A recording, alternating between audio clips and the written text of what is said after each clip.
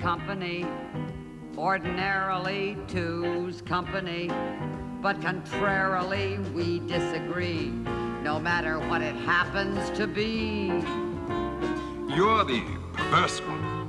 I agonize Night and day with you. to compromise. There's no way with you. I wish I had picked a large boa constrictor, my friend. Are you trying to tell me something? You're the perverse one, two's company. Indisputably. Two's company. Irrefutably. How we'd embark on old Noah's Ark, pair by pair. Not so loud. So ask me whose company. Whenever I choose company. I gotta say, two's company. Except for this affair. You give me mal de mer. You know what that means? Could we let in some fresh air? No, madam. Au contraire.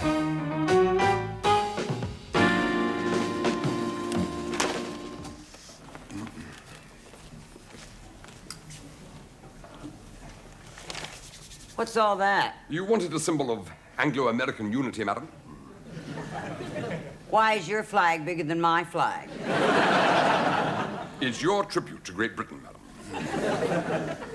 Your parliamentary guests are late, madam. I expect they're listening to a debate in the House of Commons. You mean they might have nodded off? Watch it, Robert. No, they said they might be late, in which case they agreed to stay on a little longer. Are you sure that they asked for sandwiches, madam? They didn't want anything to eat. I suggested the sandwiches. Really, madam, you're entertaining members of Parliament, not the Boilermakers Union. Sandwiches. You know, Robert, I'm really excited about this project of mine. And Peter and George are excited about it, too. Didn't you discuss it when you had tea on the terrace yesterday, madam? No, as a matter of fact, you won't believe this, Robert, but we never got around to it.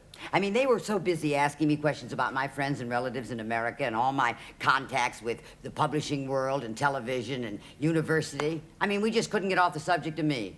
You could have stopped talking, madam. No, Robert, that's not in my nature. I know, madam. I know you know it's not in your nature either. Anyway, before we knew it, it got to be 6 o'clock and we hadn't said a word about my project. So that's why I invited them here tonight. I tell you, Robert, somebody's got to do something about the young American writers and composers and artists that are living in London. Charity begins at home, madam. Now, what is that supposed to mean? Send them back to America. Now, be serious, Robert. This house I want to buy is in Peter's constituency, and he's going to try to get the council to approve my turning it into a meeting place for these young people, you see. Oh, and incidentally, when they get here, I want you to write down everything they say. Well, just for tonight, you can be one of the workers. I am not one of the workers, madam.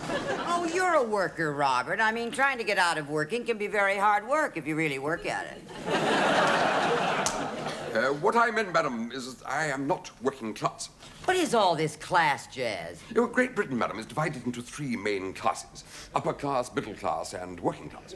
You don't say. And furthermore, the middle class has two subdivisions, upper middle and lower middle. Well, it's all too complicated for me. I mean, in America, you either have money or you haven't. That's because the Americans are still unsophisticated, madam. Maybe so, but it's a hell of a lot simpler. Yes, madam. Now, socially, each class feels uncomfortable in the presence of the other class. Oh, come on. I don't believe that. No, that's true, madam. What class are you, Robert? Oh, I think that's obvious, madam. Middle class, madam. I see. And what class are my two MPs? Oh, undoubtedly middle class. Well, then we've got no problem. We'll all get along just fine. No, madam. Don't tell me, Robert. I haven't got any class. That is true, madam. You're foreign. Thank you. Just ask your two conservative friends, madam. They'll explain what I mean. Except one of them's a socialist. A socialist, madam? You haven't invited a socialist here. Why not? But whose stupid idea was that? The conservatives. Ah, well, he must have had a very good reason. He did. They're best friends. No, madam. Yes, Robert. No conservative would make friends with a socialist. Well, this conservative did. But if he said that, madam, he only said it because he's a gentleman. All conservatives are gentlemen. What does that make Mrs. Thatcher, one of the boys? Now, Robert, explain this to me. Exactly what is a socialist? Oh, socialists are riffraff, madam. I speak objectively, of course. Well, it's the same thing in America. I mean, if you're a Democrat, you don't dig the Republicans, and if you're a Republican, you don't dig the Democrats. That's show business. I beg your pardon. Never mind, skip it. Actually, madam, I feel very strongly about socialism. It lost us the empire. What about the Hippodrome? Oh, yes, yes. Very witty, madam. Actually, politics is no laughing matter. All right, then you be serious and behave yourself when my socialist friend gets here. I am always polite to the working class. But I thought you said he was middle class. If he is, madam, he'll pretend to be working class. Socialists are such hypocrites, madam, always going on about class. Now, wait a minute. I'm beginning to get it. It's the working class that are always talking about class. Only the socialist element. Well, then that makes you a socialist. No, madam. Pretending to be middle class. I think you've got it wrong, madam. You are a working class socialist. No, madam, I'm a middle class conservative. No kidding. Now, you be nice to my guests, Robert. Let's concentrate on class in the true sense of the word. I shall behave myself in my customary manner. And that's class?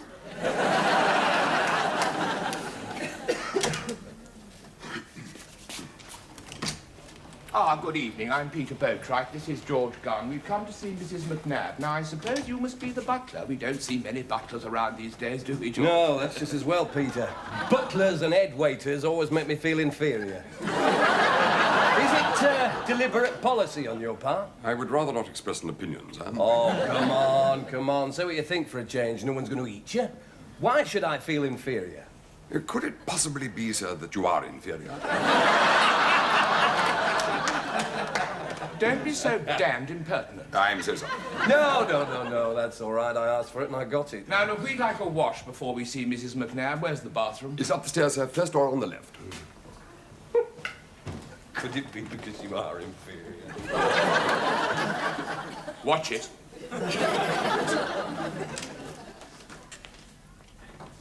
Where are they? What have you done with them? They're upstairs, madam. They wanted to wash the dust of the Mother of Parliament from their hands. Oh. Robert, I hope you remember to put my little Union Jack guest towels in the bathroom. I'm afraid so, madam. What a charming gentleman Mr. Boatwright is. Yes, isn't he? And George is nice, too. No, he's a socialist. Wait a minute. I think you've got it the wrong way round. Oh, no, madam. Mr. Boatwright is undoubtedly an upper middle class conservative. Public school, probably Eton, the Guards, city directorships. What about George?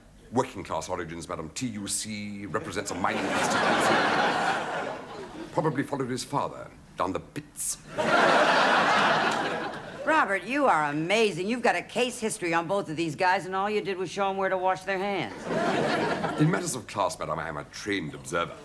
Have I gone up in your estimation, madam? Oh, I love you, Robert, but in my estimation, you've got no place to go but up.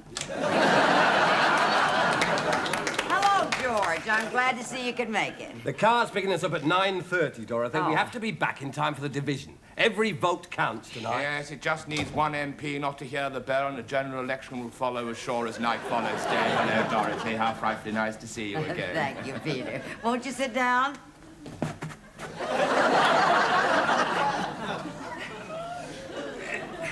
Now, I hope we don't get sidetracked like we did the last time. I want to tell you all about my idea, and we don't have all that much time. Well, we could have postponed this little discussion, Dorothy. But from now on, we're going to be rushed off our feet. Yes, and then there's the recess, and then we're off to your beautiful United States of America. Aye, for a working holiday. We hope. Oh, that's marvelous. Well, you'll have a great time. Okay, now listen. Would you like to hear my idea? That's why we're here. We've risked life and limb for your idea, Dorothy. Yes, we had to sneak past the whips. Like trying to escape from Colditz. Oh, dear. Well, anyway, my idea is that I want to help.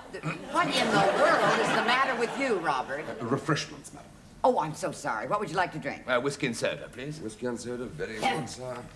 Malt whiskey, sir? No, not the malt. Blended, please. I think you'll change your mind when you've tasted the malt, sir. But I don't like malt. It's a very special malt, sir. Do you want me to lose my temper? I do apologize, sir. One blended whiskey. I regret we have no draft bitter, sir. That's all right. I'll have the malt, thanks. I don't think you'd like it, sir. May I recommend a bottle of light ale? Robert, do we have to make a federal case out of a few drinks? He wants a whiskey. Give him a whiskey. Yes. Now, here's my idea. Oh, incidentally, I've asked Robert to stick around and make notes. I hope you don't mind. If that's all right with you, sir. Yes, I mean, you'll be firing questions at me and making suggestions. Is it all right with you, sir? Once you hear my idea. Have I your permission, sir? If you hear my idea. Yes, but will you stop interrupting? No, I do apologize. Now, Robert, why don't you make yourself a drink and sit down and get your notebook out and let's get to work. I don't think so, madam. What? Class. Class? Yes, it would embarrass Mr. Boatwright if I were to imbibe in his company, madam. Oh. Oh, that's absurd. It wouldn't embarrass me in the slightest. You sure you're not just saying that, sir? Of course you must have a drink, Robert. With due respect, sir, it's up to Mr. Boatwright. It's up to Mrs. McNabb. It's up to you, madam. Well, if it's up to me, I suggest we all have our drinks and get down to the business at hand, right, Peter? Well, I'm just a guest, Dorothy. A doting guest, I might add. Now you see how he captures the women's vote, Dorothy. How about you, George? What's your batting average in that department? Oh, I'm not in the same league as Peter. How very true, sir. Look, will you stop making snide remarks at my friend? I don't like it. Only agreeing with me. Where's your sense of humour, Peter? With due respect, sir, he was right to admonish me. Stop calling to me. You know, I really might lose my temper. I do apologize, sir. Hey, gang. I've got a swell idea, and it's a class one at that. Robert, why don't you go get the sandwiches? Yes. Do you know, Dorothy, I find your butler rather irritating. Put it down to a clash of personalities, if you like. I think he was overawed by your superior manner. You did put it on a bit, you know, Peter. I just didn't like his patronizing attitude towards you. Do you think it had anything to do with Robert's idea of the British class system? Our system. I don't follow you, Dorothy. Well, you being a conservative. No, no. Peter's a socialist. I'm the one that's conservative. You weren't in the Guards. Guards? No, I had an uncle who was a porter. And you didn't go to Eton. No, my father was an electrician in Stoke Newington. Your father didn't work in the mines by any chance, did he? No, he owned a few. And although I didn't go to Eton, I was privately educated. Oh, this is marvelous. Wait till I tell Smarty Pants he's got the whole thing asked. No, don't. We could have a bit of fun with the fella, Pete. Yes, I'm rather fond of bursting balloons. Oh, now, wait a minute. You better not. You see, he thinks that you're a socialist, and Robert can't stand socialists. And I tell you, once he gets an idea... George, you know, maybe he's planning to do something with you. I mean, kidnap you or something. Oh, come on, Peter. Kidnap George. Don't be silly. We did tell him it was a crucial vote tonight. Yes, it only needs one member to miss the division lobby. Yes! It could bring down the government. Oh, my God. Having a little trouble with the sandwiches, Robert? I was just thinking, madam, it'd be rather amusing, wouldn't it, if Mr. Gunn were to be unavoidably detained and so miss that crucial vote tonight? I knew it. Forget it. Yes, ma'am. I could get deported. Yes, but I could be knighted What, for getting me deported? for bringing down the government, madam. Don't mention it to your guests, madam. You are not going to kidnap a member of Parliament, Robert, and that is an order. Very good, madam. I mean it, Robert. No funny stuff. Both Peter and George are going to vote tonight. Mr. Gunn could have an accident, madam. What do you mean, an accident? As he was leaving tonight, he might inadvertently slip upon a banana skin. Hypothetical, madam. Purely hypothetical. Just what are you thinking of doing, Robert? I was thinking it was about time I served the sandwiches, madam.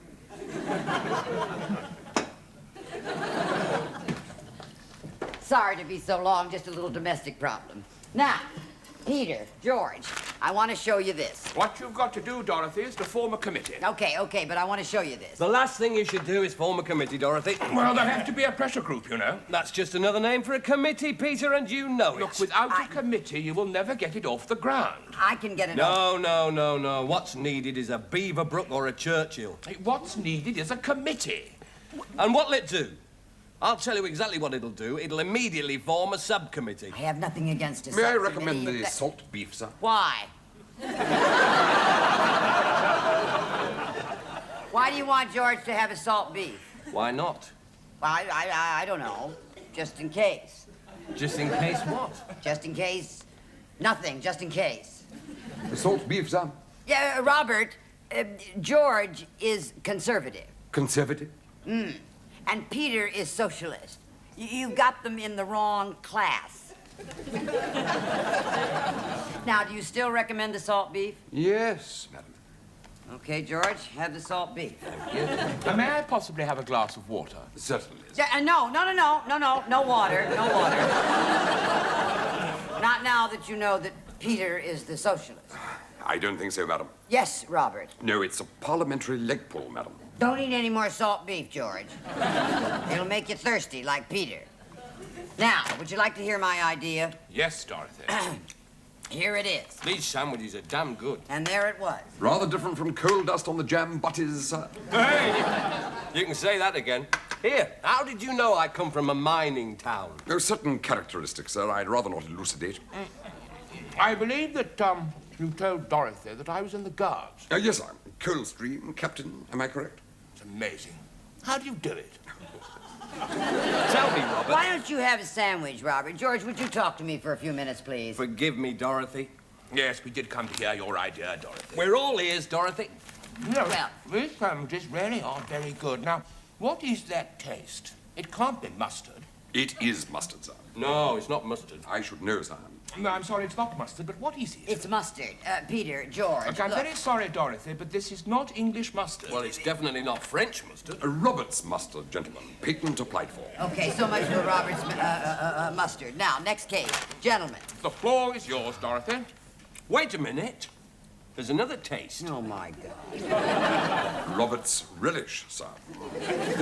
Chutney strained through muslin. Now, what happens to the little chunky bits? Soaked overnight in a 1971 carrot, sir. Okay. Now, nobody move.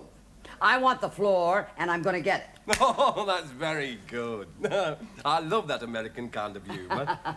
Not another word from anybody, please. Dorothy is about to speak. Okay. Robert, my wife would very much like the recipe. I'm sorry, sir. It's a trade secret. Well, I'm willing to pay for it. I'll write it out for you. Robert! You are all listening, Dorothy. Okay. Now, I think it's time that something was done about the young American artists and writers and composers who are trying to work and live in London.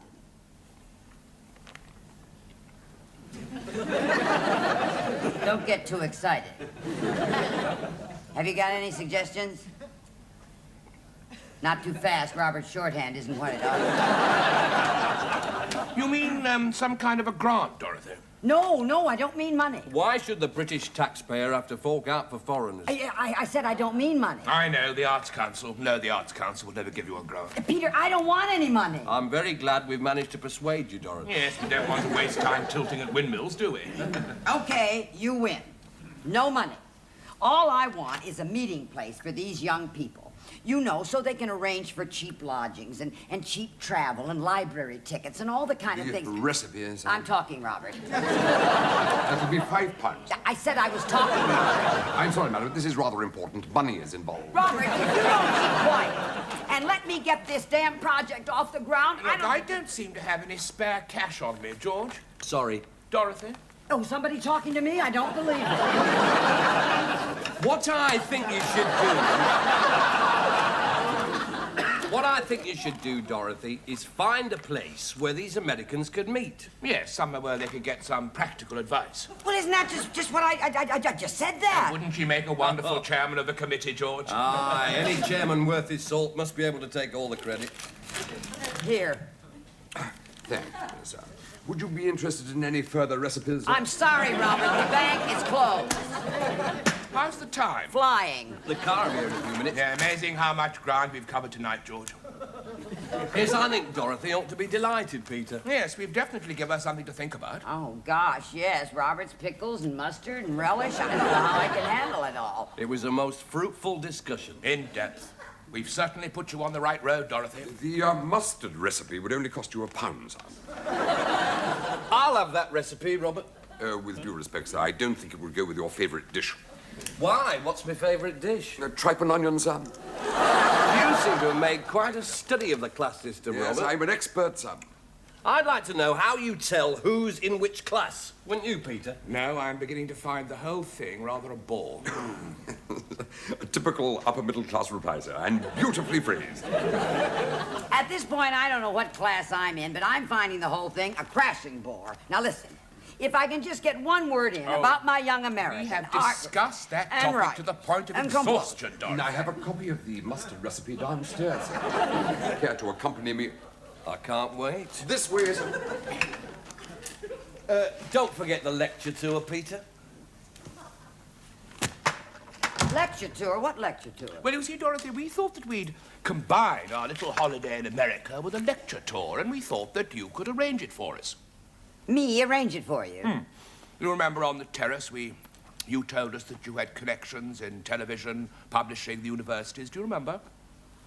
Oh, yes, I do remember. That couldn't have been the reason why you invited me to tea, now, could it, no, Peter? no, Dorothy. I mean, we really did want to hear about your idea. But we never got around to discussing my idea at your little tea party. No, but we've made up for it this evening, and as we've helped you, we thought that you might like to help us. Sort of tit for tat. Tit for tat. Yes, you see, the lecture tour would pay for the holiday. Oh, I get it. I thought you might. Well, Peter, I'd be only too happy to help you and George. Of course, we ought to form a committee, don't you think? Or better still, we ought to form a subcommittee. But then we shouldn't form a subcommittee because George doesn't like subcommittees. Well, we'll just have to make do with the Beaverbrook or a Churchill. Well, so much for lecture tours. We certainly have exhausted all the possibilities. Dorothy, you have no intention of helping us whatsoever. You are simply using us. Tit for tat. The car is here to take you to the house, sir. Good luck with the voting. Well, where's George? I'm sorry to say, sir, he is locked in my living room downstairs. He's what? You will mention this to Mrs. Thatcher, won't you? Yes, I will. Thank you very much, Robert. Give me the keys, Robert. I mean it. Give me the keys. I want the Conservatives to win. Give me the keys, Robert. Very good, madam. Thank you. You can still leave him standing on the pavement, sir. She's locked it. Quick, sir.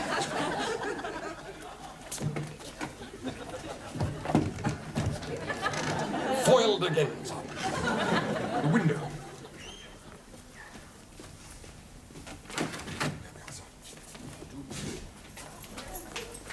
Wait for Peter. Not on your Nelly. Peter.